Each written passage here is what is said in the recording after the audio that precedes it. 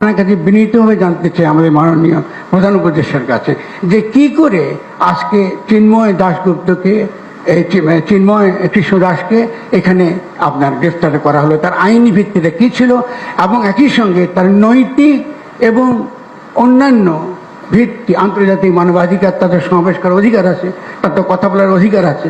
এবং আমি নিজে ব্যক্তিগতভাবে চিন্ময় সঙ্গে কথা বলেছি এবং আমার তাকে কোনোভাবে বাংলাদেশের রাষ্ট্রদ্রোহী বলে মনে হয়নি।